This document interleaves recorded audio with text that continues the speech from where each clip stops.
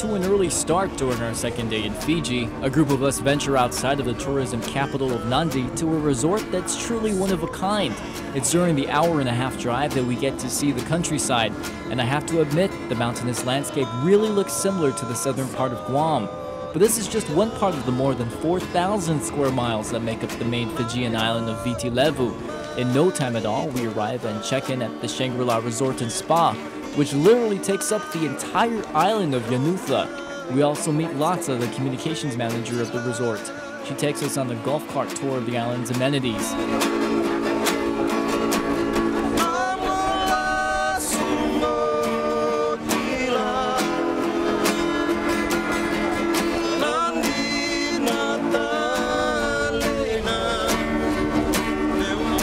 Stopping by a wedding chapel, Lata points out the driftwood left behind in the ocean by a recent cyclone, or typhoon as we call it on Guam.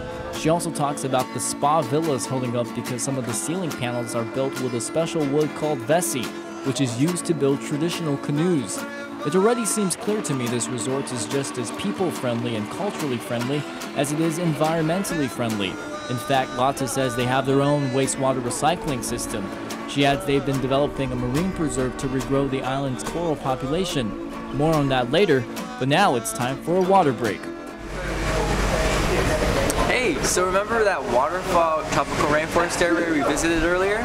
Well, the water that we're drinking now comes from that same source. So, pretty cool, huh? During our stay, we also meet Marioni Mateka, the program manager for the resort's Marine Center. Established through a partnership with Corals for Conservation, Marioni tells us the center is used mainly to educate children, visitors, and locals on coral reef protection and sustainable coral farming. Mostly here we just talk about different ecosystems like the forests, the mangroves, and the coral reefs. And then we bring kids in here and we take them for a little tour, and then we talk about what coral reefs are and how important it is. As luck would have it, we bump into Corals for Conservation founder Dr. Austin Bowden Kirby at dinner time. This marine biologist says he formed this organization to help restore balance in Fiji's unstable environment. He feels corals are a way to connect people's hearts to the reef. We have very similar problems that in Fiji as they have in Guam and all around the world, where the destruction of the land causes the mud to come down and destroy the reefs. So planting of trees, reforestation, teaching people not to burn, but really actively restoring, actively working to restore Mother Nature to her balance. And that's what we're trying to do here in Fiji, here at the Shangri-La Resort. While Dr. Austin has lived on Fiji for over 10 years, he also has a unique connection to Guam.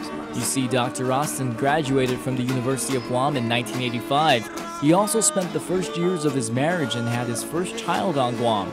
Dr. Austin says he felt a lot of love from the island, especially when reminiscing about his son's first birthday. And I'll never forget how the people in Talafufu village, when they found out we were going to have a baby party, gave us a pig, arranged for the cooking of the pig, and this and this and this. So many wonderful memories of the people in Guam, and they're just very generous, very, very generous and touching.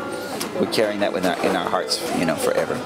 Don't go away. Tropical Visions Fiji returns after this.